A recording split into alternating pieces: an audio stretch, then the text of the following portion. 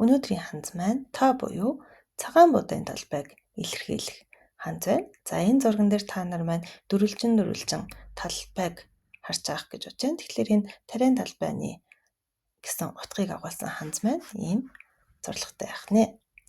За энэ та гэдэг хандс маань болохоор хүн юмыгаараа та гэж уншигдана. Мөн уян юмыгаараа дэн гэж уншигддаг байгаа. За жишээлбэл Сенгитсүний Тауэ о шимашта. Тауэ өнгөрсөн сар талбайда тариагаа тарьсан гэсэн үг байна. За мөн Дуничива Тано кусао торимашта.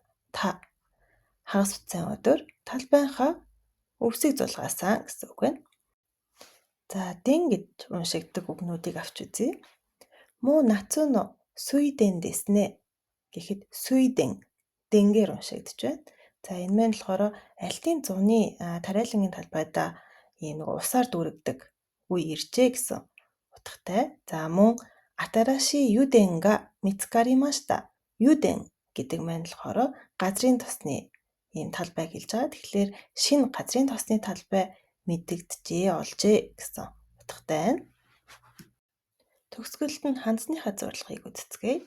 Та гэсэн энэхүү хандс маань 1, 2, 3, 4, 5 таван зорилготой хандс байх нэ. Өнөөдөр бидэнтэй хамт байсанд баярлалаа.